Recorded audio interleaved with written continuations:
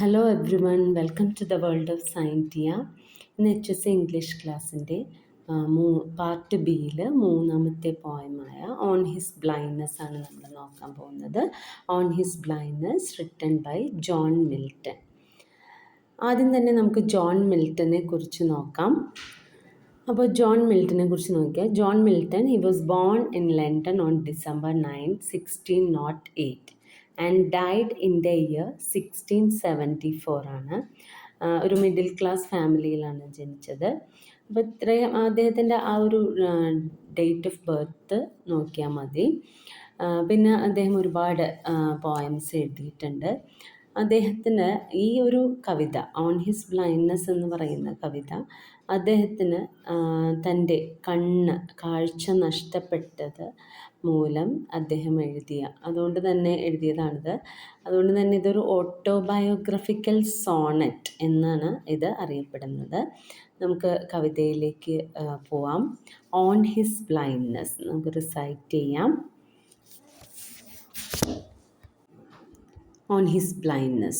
When I consider how my light is spent, ere half my days in this world and wide, and that one talent which is dead to hide, lodged with me useless, though my soul more bent to serve thee with my Maker and present. My true account lest he returning child doth God exactly labor light denied. I fondly ask, but patience to prevent that murmur soon replies God doth not need either man's work or his own gift to the best. Where his smile due, they serve him best, his state is kingly, thousands at his bidding speed and post over land and ocean without rest.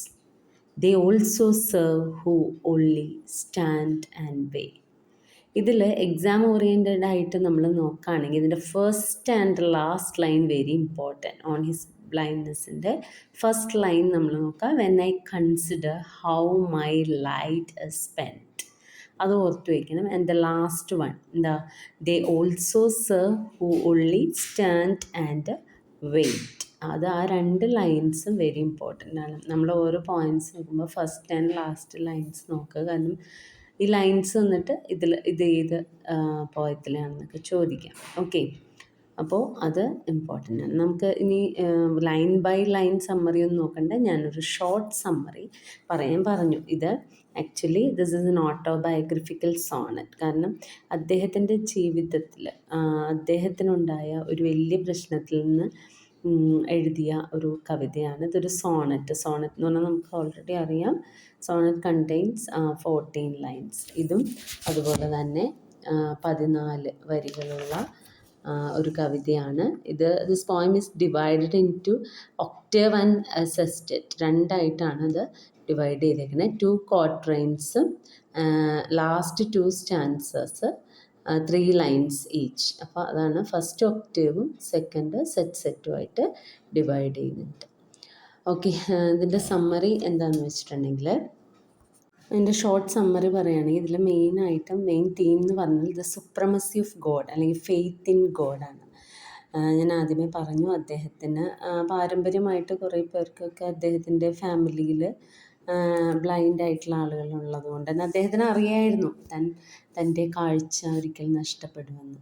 പക്ഷെ പൂർണ്ണമായും നഷ്ടപ്പെട്ടപ്പോൾ അദ്ദേഹത്തിന് ഒരു 44 years, അതായത് ജീവിതത്തിൻ്റെ ഒരു പകുതി ആയിട്ടുള്ളൂ, അപ്പോഴേക്കും അദ്ദേഹത്തിന് കാഴ്ച നഷ്ടപ്പെട്ടു. ആ ഒരു സമയത്ത് അദ്ദേഹത്തിന് ആദ്യം വളരെയധികം പ്രയാസമുണ്ടായി. അതായത് പെട്ടെന്ന് ഇത്രയും നാളും കാണാൻ പറ്റുന്ന ആ ഒരു ലോകം പെട്ടെന്ന് ഇരുട്ടായപ്പോൾ അദ്ദേഹത്തിന് ഒരുപാട് വിഷമം തോന്നി.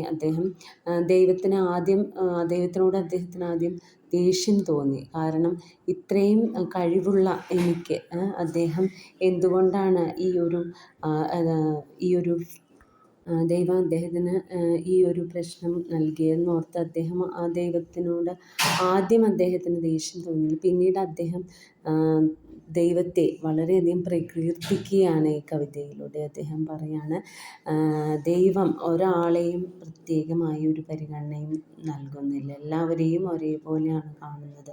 ഒരുപക്ഷെ ദൈവത്തെ കൂടുതൽ സെർവ് ചെയ്യാനായിരിക്കും തന്നെ ബ്ലൈൻഡാക്കിയതെന്ന് അദ്ദേഹം വിശ്വസിക്കുകയാണ്.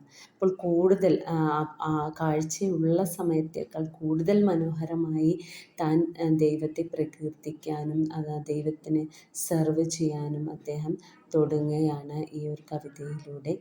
അപ്പോൾ തീർച്ചയായും ഈ ഒരു കവിത മെയിനായിട്ട് supremacy of God and faith in ഗോഡാണ് ഇതിൻ്റെ മെയിൻ തീം. പിന്നെ അത് ഓട്ടോബയോഗ്രഫിക്കൽ സോണറ്റാണ്, അദ്ദേഹത്തിൻ്റെ ജീവിതത്തിലെ അനുഭവം തന്നെയാണ് ഇതിലൂടെ പറയുന്നത്. അപ്പം മെയിനായിട്ട് ഇതിൽ നോക്കേണ്ടത് ഇത് സോണറ്റ് 14 ലൈൻസാണ്, 2 പാർട്ടായിട്ട് ഡിവൈഡ് ചെയ്തിട്ടുണ്ട്. ഒക്ടേവ് ആൻഡ് സെസ്റ്ററ്റ് അറിയാം. അതിൽ 2 ക്വാട്രെയിൻസും പിന്നെ ലാറ്റർ ഹാസ് 2 സ്റ്റാൻസസ് ഓഫ് 3 ലൈൻസാണ് സെറ്റ്.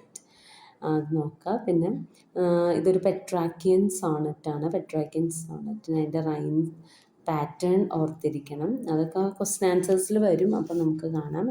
മെയിനായിട്ട് റൈം സ്കീം ABBA CDE ആണ്. ഇനി നമുക്കിതിൽ എക്സാം ഓറിയൻറ്റഡ് ആയിട്ടുള്ള കുറച്ച് ക്വസ്റ്റ്യൻസ് നോക്കാം. അപ്പോൾ ഒന്നാമത്തെ question, Paradise Lost by Milton is, അത് എന്താണ്? ഓഡാണോ, സോണറ്റാണോ, എപ്പിക്കാണോ, എലജിയാണോ? അപ്പോൾ ഇതെന്താണ്? പാരഡൈസ് ലോസ്റ്റ് എന്ന് പറഞ്ഞത് മിൽട്ടൻ്റെ വേറൊരു വർക്കാണ്. അത് ഇറ്റ്സ് ആൻ എപ്പിക്കാണ്. ദെൻ ലിസിഡസ് ബൈ മിൽട്ടൺ, അതെന്താണ്? Lycidas by Milton is an എലജിയാണ് കേട്ടോ. ദെൻ സാംസൺ അഗോണിസ്റ്റസ്, അത് അനദർ വർക്കാണ് മിൽട്ടൻ്റെ. അതെന്താണ്? അത് ഇറ്റ്സ് എ ക്ലോസസ് ഡ്രാമയാണ്. Okay. Then fourth one, the famous prose work by Milton is, അദ്ദേഹത്തിൻ്റെ ഫേമസ് ആയിട്ടുള്ള ഒരു പ്രോസ് വർക്കായിട്ടുണ്ട്. അത് ഇതിലേതാണ് കൊടുത്തിരിക്കുന്നതെന്നാണ്. Paradise Lost, Comus, Areopagitica and Lycidas. അതിൽ എറോപെച്ചിറ്റിക്കയാണ് അതിൻ്റെ ആൻസർ. സോ അത് എറോപെച്ചിറ്റിക്കയാണ് famous prose work. Then fifth one, Comus by Milton, അത് അദ്ദേഹത്തിൻ്റെ മാസ്കാണ് കേട്ടോ. മാസ്ക്, എപ്പിക്കല്ല, സോണറ്റല്ല, ഡ്രാമയല്ല, masque. Comus as a masque.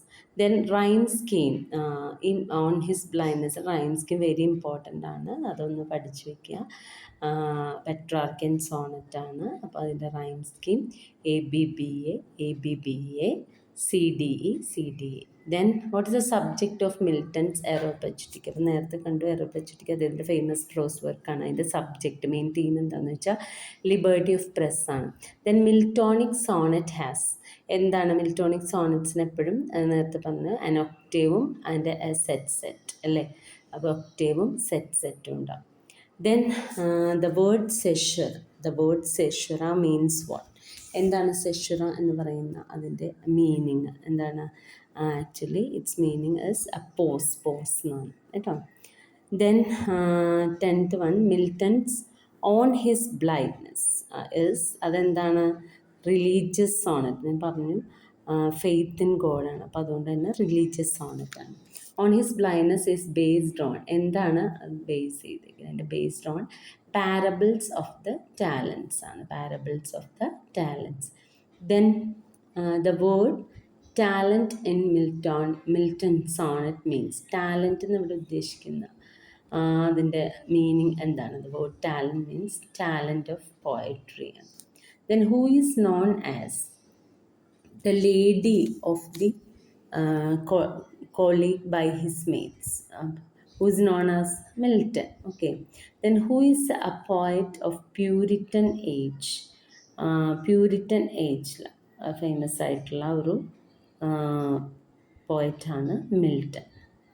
Then Milton sonnets on his blindness is എങ്ങനെയുള്ളതാണ്?